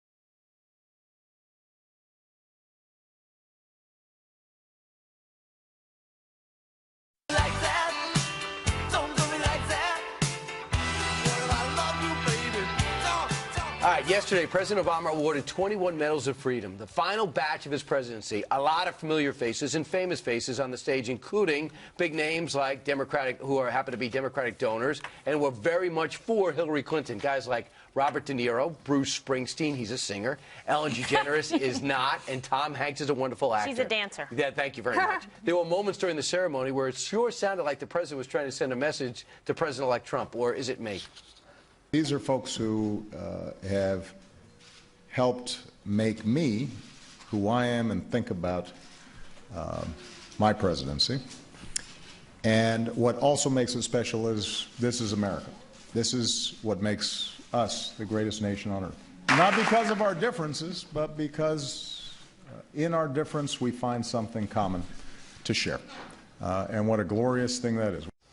He looks truly moved. One of his recipients was basketball great Kareem Abdul-Jabbar, still well over 7 foot, and he's a Muslim American. Mr. Obama addressed his faith at the White House. The reason we honor Kareem is more than just a pair of goggles and the skyhook. He stood up for his Muslim faith when it wasn't easy and it wasn't popular. Kareem is one of a kind, an American who illuminates both our most basic freedoms and our highest aspirations. And when he was here in New York City, he played a power memorial. Because Kareem is a Muslim, that's why he was chosen as an honoree? Well, no. No, I think he spoke up for Muslims in America. I'm just teasing. Listen, Kareem Abdul-Jabbar had the best scene in Airplane of all time. So if he has to be honored for anything, it's literally his fine Academy Award-winning performance on Airplane. What about his performance with Dana Perino? Jeopardy. Wow. He was tall. And it wasn't just the size difference. So were there some politics guys involved in this, do you think, Kimberly? What? Do you see... Sorry to bother you. You know what I think? This is like the cool kids. I'm talking to my friends here. This is like when I'm in a club, I can see you not paying attention to me. We're actually on television. We're at the back of the line and I'm at the VRC. Right. Okay, Again, I still can't get our attention. Here's the deal. Do I think... Obviously, but these are like the cool kids on the block. Right. I'm waiting for some more names, like for some more distinctions to honor, because I'm going, wow, this is a very big award to receive. I mean, there are other people there that we mentioned. I mean, you got... Vin Scully. Yeah, Vin Scully. The Gateses. Michael Jordan. I know, but Michael guys, so Jordan. these are all people that are really close, here's what the common thread with the is. Obamas. They're cultural icons, and cultural icons are typically celebrities, and celebrities are typically Democrats. Dana, is that true? Anything Eric said? Yes, but here's the thing. I don't think that they came up with this in the last 2 weeks. These events and these decisions actually take a few months. And what happens is, I don't know if they do this in the Obama White House, but I assume it's the same, that you gather around, people can send in their suggestions for who it might be that they would like to see get the Medal of Freedom, and then there's a debate. And I remember Mark Thiessen, you know, Mark, who comes on air often, he advocated very strongly, he made a case for the 1980 U.S. men's hockey team. Sure. What were they called? Miracle on Ice. Miracle on Ice. And he would always come in and make a really strong case to have that in. It's not easy to get one of these, but all of these people are actually very accomplished in their fields. And I think what President Obama was saying is, let's celebrate all sorts of different people through different sectors of the economy. They've all been very accomplished. And when Donald Trump assumes the presidency and he does his first Medal of Freedom event, you will probably see some very different people. I imagine so. Julie? Yes. What did Bill Gates actually accomplish in his life? You know, I don't know. Saved a couple of billion lives in Africa. Yeah. You know, Okay, besides Gave us Besides email, that, which is the worst. $40 billion. Oh, Windows 95 was amazing when I was in college. Right. Did a lot for me. Listen, I'm a Jersey girl. Bruce Springsteen got honored. That's all I really care about. Right. Who came out against Trump and with doesn't really blitz matter. on Oh, come on. Bruce is. What do you want, Kid Rock? Come on. Bruce Springsteen. He's the boss. Kid Rock couldn't be reached, or else he would have been there. Okay, I'm sure. They got a no answer. Sure, he Ellen DeGeneres is very, very nice. It was funny because she forgot to bring her ID and they wouldn't let her in the White House. I mean, they're sticklers. So when she danced, they let her in. They're like, oh, it is you. Remember the White House did have some ID problems when their first But how did dinner she gets to travel without ID? That's pretty impressive. I mean, you've accomplished something. Maybe she left it at the hotel, or she took a private plane. Yeah, my sense is she's got her own DeGeneres jet. Yes. All right. She deserves it. You know what? I think I should. 18 minutes before the top of the hour. Let's Right, go. which means I should. Did you say let's go? Yeah, we got. Come on now. Really? Okay. Now it's Keep a 17 tight and a ship half. here. All right, next. Never, ever listen to Stephen Colbert when it comes to getting advice for a turkey. Said you were a turkey expert. When they answer the phone, you're described as a turkey expert. Well, that's mostly marketing. We write cameras. People calling it to Butterball's Turkey Hotline. Learn the hard way. See more when the 5 returns, if we indeed come back. Kimberly has new banner. New banner.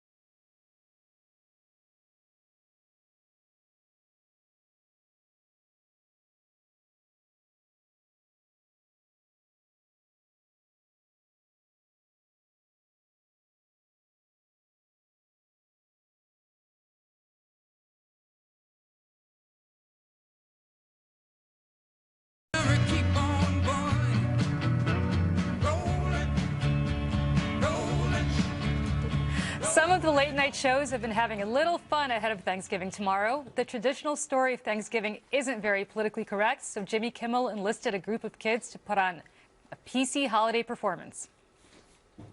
I am cold and hungry. Me too. But let's not dismiss the experiences of all those who are not cold and hungry. Life partner, look, we have visitors. Yes, I see. Greetings, indigenous people. Greetings, non-indigenous people. Or should we say, how? Please don't. It's cultural appropriation. That's fantastic. That's actually really good. Right. The best thing they said, did you call me? I'm sorry, Julie. It's all yours. Thanks. The floor is yours, my friend. The best thing they think that has come out of Donald Trump's candidacy so far has been the fact that both sides are realizing being politically correct sucks. And I watched Bill Maher afterwards, an all-liberal panel come out and say, one thing we could thank Donald Trump for, he finally pushed back on the line on political correctness, and he got people to really look in the mirror and say, have we gone too far? Even Jimmy Kimmel's pointing it out with those children. Well, Jimmy Kimmel's, I think, always been a little un-PC. I think he's always kind of made fun of people like me. If you go to the Comedy Cellar, which is one of the clubs here that I like to go to, it's a comedy club. It's where the elite comics go to work out material. Elite? Oh, because it's in a basement. Oh, it's actually in a cellar. So but edgy. almost all of the most laugh out loud, funny jokes are not politically correct. Right. Totally inappropriate. And you cannot believe you're laughing at it. And I hope some college students are watching, because I think some of these safe spaces are exactly what they're making fun of here, which I've been very much a critic of. No, you were offended by this. Am I right, Eric? No. I actually wrote a book that dealt with that, pushing back on PC culture. And guess who signed the back of the book? Who put a quote on the back of the book? Donald Trump. Donald Trump, of course. Wake up, America. Fallon last night did this thing. It was hilarious. It was all 8 of President Obama's pardoning of the turkeys. And when he's the first year, he was all excited. And, he was and as he goes, by the end, he's like, whatever. Why am I doing this? He goes, why am I doing this? Whatever. Anyway, Tater and Tot were pardoned today. That's my one more thing that you just told me. Thank you so much for saying so. I'm going to do Good thing we're not live. What? I mean, what a spoiler. All right, listen. Over at The Late Show, Stephen Colbert has been a little depressed lately. Had some fun talking over Butterball Turkey's hotline. Here's Stephen masquerading as a turkey expert. There were no thighs. There were no thighs. No. What happened to the bird? Why are there no thighs? The way it was sold was the breast and the wings. You got ripped off. The way they sold it. You got ripped off. Birds usually come with thighs. I apologize. Can we get a number, and we're going to send you out a fresh turkey with thighs? That's not right. This is really a question about stuffing. Okay, do you call it stuffing or dressing? I call it stuffing. Okay, wrong answer. Bye-bye. Oh, my God. He's hilarious. I like this. I thought that was very funny. Were those real people that were calling in? Yes.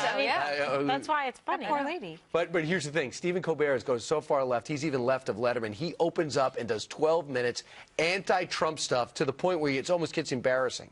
I don't know. He just shut out 50% of America. That was funny. Are you talking about the fact that you missed the old Stephen Colbert?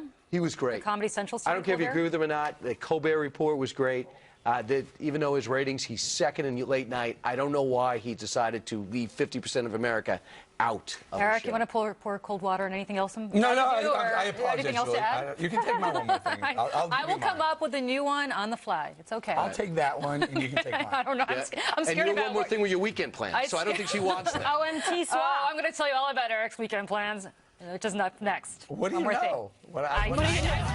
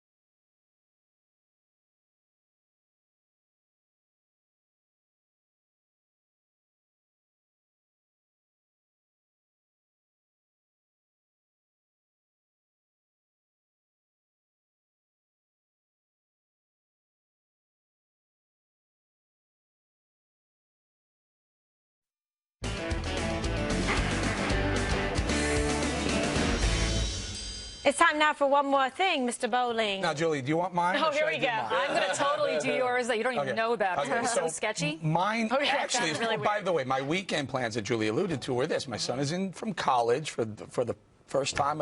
He's been here since August and just going to have a great weekend, so I won't see you on Friday. I'll see you tomorrow, but not on Friday.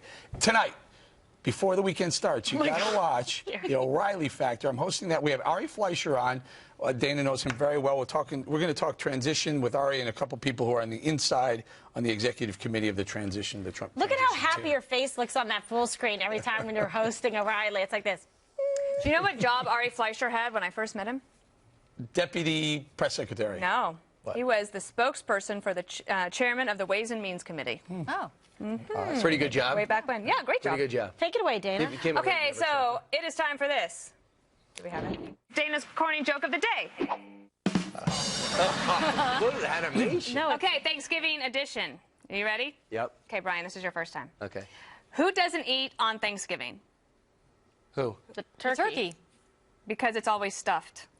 That's pretty good. Well, we got you did. How did you get that answer? It's right. You're not supposed to get it right. We got to get What it do you think, this is the SATs? Okay, why can't you take a turkey to church? Why? You know? Something with sin. You can't commune. Something with sin. Pardon. He uses foul language. Well, so do chickens. So do chickens. It's true. You can't take a chicken. You can't take either one. Somewhere the third one is my favorite. Go ahead. Yes. Are you ready? You can't look. What do you get when you cross a turkey with a banjo? When you cross a turkey with a banjo. Deliverance. What? That was sketch. It's a turkey that can pluck itself. Wow. He told us to laugh. That might not even been appropriate. That's a good one. What do you say? They're going to cut it for the West Coast? Yeah, absolutely. The rear. What can I say, you'll just hear a ladies big and lead. gentlemen? Well, I got you to laugh. Okay. All right, Dana. Something Bring about back jalapeno business. That's my favorite. That's the only one I know. All right, so it's my turn now. So last night was the big Thrilla in Manila. Just kidding. It was the big finale of ABC Dancing with the Stars. And while Lori Hernandez was crowned the big winner, former Texas Governor Rick Perry is getting all the attention for this fantastic, fantabulous performance of Ice Ice Baby with Vanilla Ice. Watch. You sing it.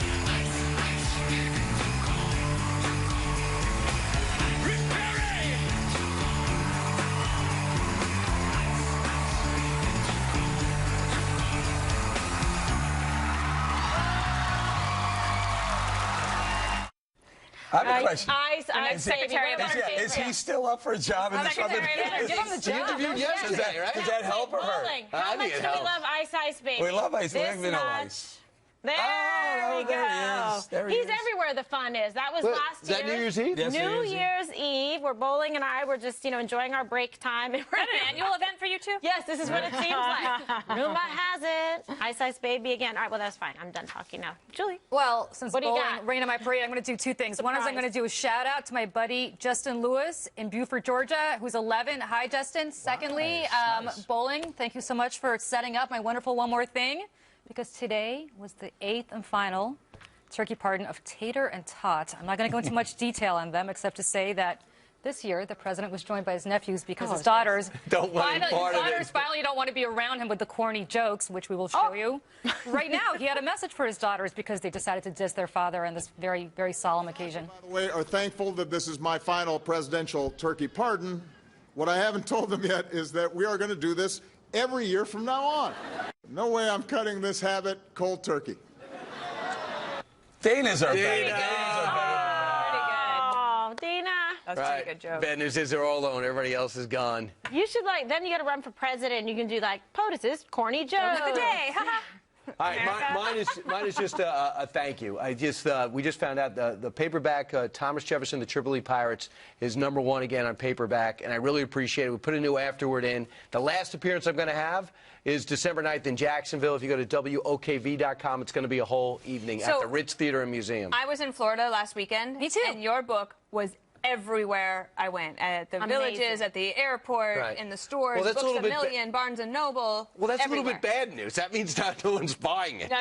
It was prominently displayed and for good reason. Well, thank you very much. And it was Palm Beach Airport, too. Brian, I know that was a really important project for you. Great job. All right, but we want to talk more. That's it for us. We want to wish you all a very happy and safe Thanksgiving, and we hope you're going to join us tomorrow at 5 p.m. Eastern for our Thanksgiving special. Special report next.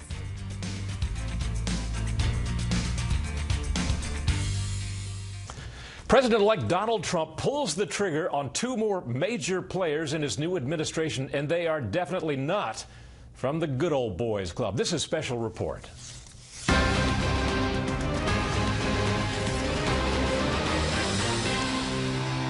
Good evening and welcome to Washington. I'm Doug McKelway in for Brett Baer. South Carolina Governor Nikki Haley and charter schools advocate Betsy DeVos have reason to be especially thankful this holiday season. Haley will be the new U.S. ambassador to the United Nations when Donald Trump takes office. DeVos will run the education department. They join Mike Pompeo, Jeff Sessions, and Lieutenant General Michael Flynn in the growing Trump administration. Correspondent Peter Ducey is in Palm Beach, Florida tonight with details. Good evening, Peter. Good evening, Doug. The president-elect's cabinet will not just be filled with people who have supported him from the start. He's adding some critics, some friends, and some others that are impressing even his most bitter rivals. The man Trump once called low energy had high praise for one of his nominees today. Jeb Bush tweeted, quote, Betsy DeVos is an outstanding pick for Secretary of Education. I look forward to her bold leadership at the U.S. DOE. Mr. Trump has a role in mind for at least one of the other people he beat in the primary. He asked Dr. Ben Carson to serve as HUD Secretary. Carson said today he thinks he's got what it takes to clean up inner cities, but has not definitively accepted the job. Additionally, the president-elect tapped South Carolina Governor Nikki Haley, who was a major detractor as recently a few months ago, to serve as the U.S. ambassador to the UN. And another of 2016's fiercest Trump critics, Mitt Romney, is still under consideration to be the next Secretary of State. But that bothers early Trump backer Mike Huckabee, who thinks a Romney apology is in order before a job offer can be made. He attacked him on a personal level about his character, integrity, his honor. Well, when you do that, there's only one way that I think Mitt Romney could even be considered for a post like that, and that is that he goes to a microphone in a very public place and repudiates everything he said in that famous Salt Lake City speech and everything he said after that. This holiday weekend, the next president presented new positions on some major policies, including global warming. Back in 2012, he said, quote, the concept of global warming was created by and for the Chinese in order to make U.S. manufacturing non-competitive. But in response to a question Tuesday about whether or not humans are responsible for climate change, Trump replied, quote, I think there is some connectivity. Mr. Trump also seems to have adjusted his stance on waterboarding. During the campaign, he said this. Waterboarding is fine, but it's not nearly tough enough, okay? But now his position is more in line with the man who could be his next defense secretary. General Mattis is a strong, highly dignified man. I met with him at length, and I asked him that question. I said, what do you think of waterboarding? He said, I was surprised. He said, I've never found it to be useful. And today, someone else added his name to the mix of highly decorated officials ready to serve the 45th president, General David Petraeus. You know, I've been in a position before where a president has turned to me in the Oval Office in a difficult moment and turned without any pleasantries and said, I'm asking you as your president and commander-in-chief to take command of the International Security Assistance Force in Afghanistan. The only response can be, yes, Mr. President. In the last hour, the president-elect released a Thanksgiving message where he says he knows that some people out there are still upset about the results of the election, and he knows that raw emotions will not heal overnight, but that he hopes that while folks are together over the holidays, they can figure out a way to move on so the country can move forward together. Doug? Peter Ducey in Palm Beach tonight. Thank you, Peter. When Haley was announced earlier today, she became the first female and first minority to be nominated to a cabinet-level position in the new administration. Tonight, we learn more about the governor from correspondent Kristen Fisher. I will always be the proud daughter of immigrants. When South Carolina Governor Nikki Haley was sworn in, she became the state's first female governor. And today she became the first woman to be tapped for a top-level post in the Trump administration. In a statement, she said, quote, "I always expected to finish the remaining 2 years of my second term as governor, but that when the president believes you have a major contribution to make, that is a calling that is important to heed." Her last 2 years as governor made her a role model for racial reconciliation, something with which Mr. Trump continues to struggle. In 2015, she was praised for how she handled the mass shooting of 9 black parishioners at a church in Charleston. The next month, she signed a bill to remove the Confederate flag from the state's capital. The Confederate flag is coming off the grounds of the South Carolina State House. That led to Prime Time, the Republican response to the State of the Union, and she used it to take a swipe at then-candidate Donald Trump. During anxious times, it can be tempting to follow the siren call of the angriest voices. We must resist that temptation. In February, she was an aggressive surrogate for Marco Rubio in her state's primary. Donald Trump is everything I taught my children not to do in kindergarten. I taught my 2 little ones, you don't lie and make things up. By March, she'd become one of Trump's targets on Twitter. The people of South Carolina are embarrassed by Nikki Haley. Haley responded with her signature Southern charm, "Bless your heart." She then endorsed Ted Cruz after Rubio dropped out. But by the time it was all over, she'd once again become a role model, this time for reconciliation within her own party. While I won't pretend to have always been President-elect's biggest cheerleader, I did vote for him, and I was absolutely thrilled to see him win. In a statement today announcing her nomination, the president-elect said Governor Haley has a proven track record of bringing people together. She is also a proven deal maker, and we look to be making plenty of deals. Now, at first, the governor of South Carolina might seem like an odd choice for ambassador to the UN, and she doesn't have a ton of foreign policy experience, but her state is home to a growing number of companies with clients all over the world, like Boeing and BMW. Doug? Kristen Fisher tonight from our newsroom. Thank you, Kristen. There are increasing concerns tonight about what the president-elect could, would, or should do about a business empire that many feel creates a conflict of interest with his new job. Chief National Correspondent Ed Henry looks into that tonight. Even as President-elect Donald Trump insisted he doesn't care about hotel occupancy rates or making any more money, he was defiant in an interview with the New York Times about not completely disengaging from his business empire. The President of the United States is allowed to have whatever conflicts he wants, he or she wants. But I don't want to go by that. Mr. Trump added, quote, "As far as the, potential conflict of interest, though, I mean, I know that from the standpoint the law is totally on my side, meaning the president can't have a conflict of interest." For Mr. Trump's critics, that sounds dangerously close to what former President Richard Nixon infamously told interviewer David Frost when he declared, well, when the president does it, that means it is not illegal. Beyond the echoes of Nixon, it's a 180 for Mr. Trump, who said back in January there'd be a total separation from his business if he got elected.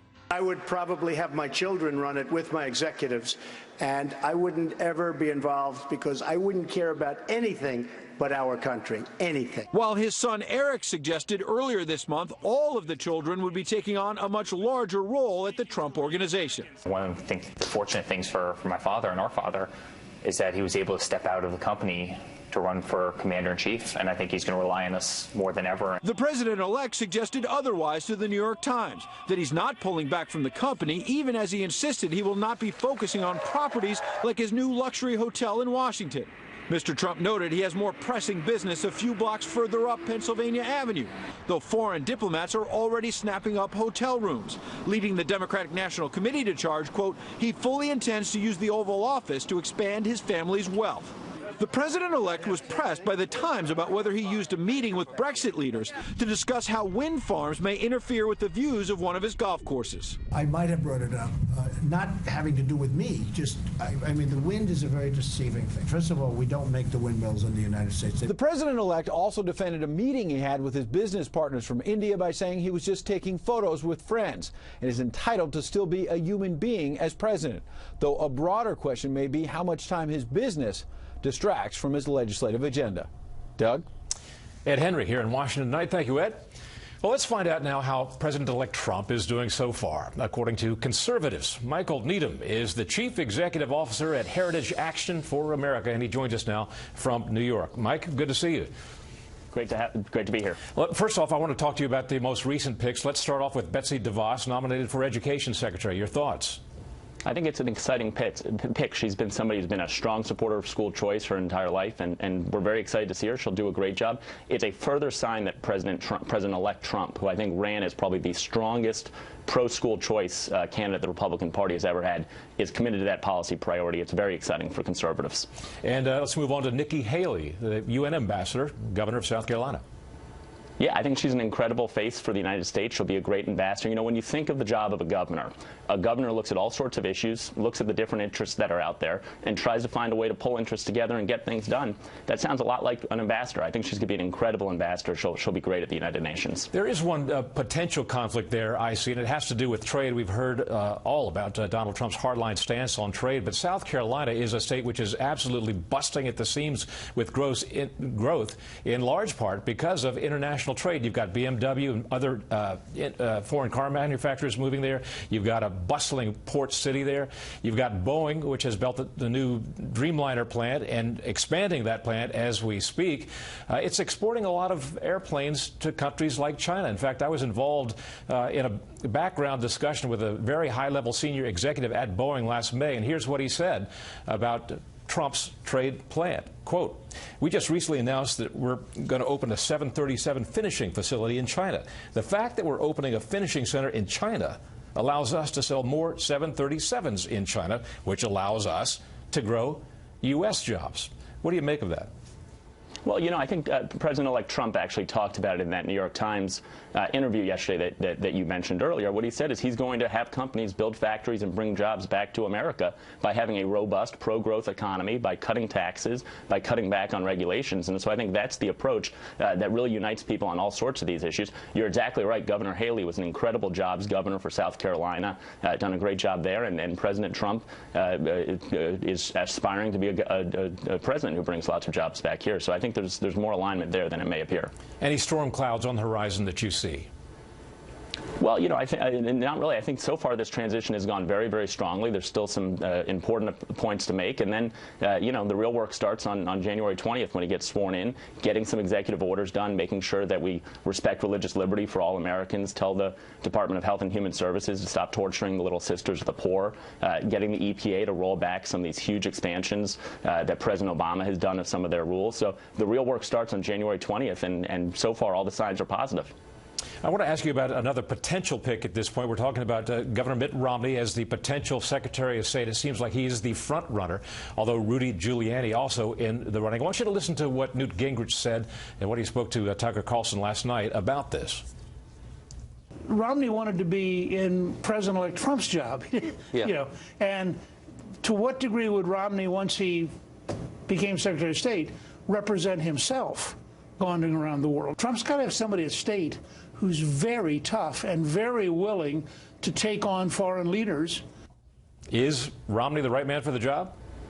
Well, I don't know about that. That's a choice for President-elect Trump. I mean, I think it's clear that if Mitt Romney were Secretary of State, he wouldn't be representing himself. He'd be representing the Trump administration. He'd be representing the United States of America. And I don't think it's fair to imply otherwise. But this is going to be a very personal choice for President-elect Trump. Obviously, he has a long-standing relationship with Mayor Giuliani. Obviously, there would be you know, some strong signals sent about unity on the right to select Governor Romney. So I think they'd both will be in the running, and that's a choice for President-elect Trump. But Mitt Romney would be a great Secretary of State if he were chosen. I want to ask you about one more thing, the nuclear option or limited nuclear option. Some people say that Harry Reid sowed the wind and now may be reaping the whirlwind as a result of that. Do you expect Mitch McConnell to keep that limited nuclear option in effect for any executive position below Supreme Court level? Well, I think that, first of all, President-elect Trump is going to nominate somebody from his list. I think it'll be incredibly exciting. It'll be important for the Supreme Court. There's actually other ways to make sure that that person gets across. There's something called the two-speech rule in the Senate, which makes sure that no senator is allowed to give more than two speeches in the course of a filibuster. And so I think the filibuster has proven to be an important mechanism in the past. It saved conservatives from all sorts of outrageous things that Barack Obama and other liberals could have done. We should do everything we can to preserve the filibuster while making sure that Harry Reid isn't isn't allowed to block somebody from the court. I think the two-speech rule might be the best way to do that. But is it a potential sledgehammer that McConnell holds over the heads of Democrats should they choose to make things rough for Supreme Court nominees or for, say, Jeff Sessions? Yeah, it's definitely a sledgehammer, and I think that it's reported that the Majority Leader McConnell has made it very clear to Harry Reid that this nominee will, in fact, get on the court. That's very important to do. I think that as conservatives, we should do everything we can to achieve both goals through the two-speech rule. You think about what Barack Obama could have done for the last 6 years without the Senate filibuster. It's pretty scary. Mike Needham of Heritage Action, thank you very much. Good to see you. Good to see you, Doug. Thanks. We are now 2 weeks past the election, but there are many people out there who have not given up on seeing Hillary Clinton in the White House. It has to do with the folks who have the real final say on who gets to be president. Senior political correspondent Mike Emanuel explains tonight from the White House. Many Democrats are having difficulty letting go after Election Day, even though Hillary Clinton conceded the race. We must accept this result and then look to the future. Donald Trump is going to be our president.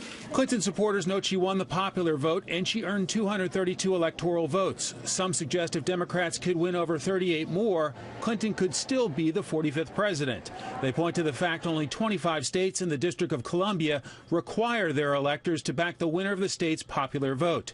Today, Jill Stein of the Green Party called for recounts in Wisconsin, Michigan, and Pennsylvania.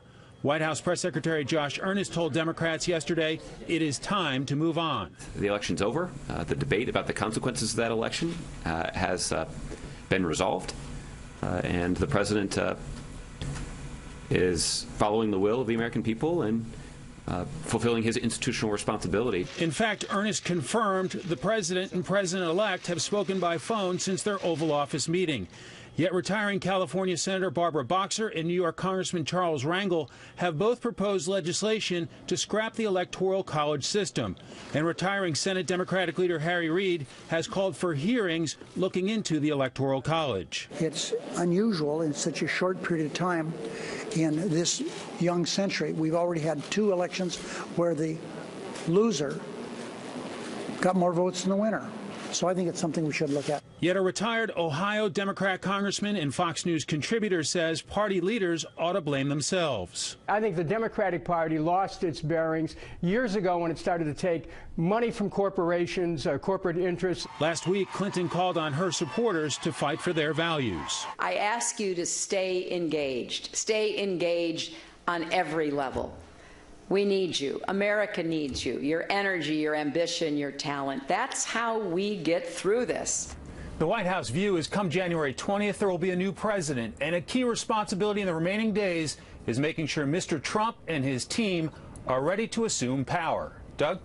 Mike Emanuel on the North Lawn. Thank you, Mike. Sure. Stocks were mixed today. The Dow finished ahead 59 for a record close again. The S&P 500 also up 2. That's a record as well. NASDAQ fell 6. And coming up next, team coverage of this massive holiday weekend and concerns over terrorism. But first, here's what some of our Fox affiliates around the country are covering tonight. Fox 46 in Charlotte, as North Carolina Governor Pat McCrory adds 22 more counties to the ongoing state of emergency over wildfires. That brings the total to 47 counties. Fires are burning more than 69,000 acres in the western part of that state. WSVN in Miami, where Governor Rick Scott has lifted a portion of the Zika active transmission zone. It has been 45 days since an active Zika case was contracted in that particular area of Miami Beach. Other hot spots do remain, however, including in South Beach. And this is a live look at Las Vegas from Fox 5. One of the big stories there tonight, the unveiling of the name and logo for the city's new National Hockey League team. The Vegas Golden Knights will begin play in the fall of next year, but naturally, they're already selling team merchandise. That's tonight's live look outside the Beltway from a special report. We'll be right back.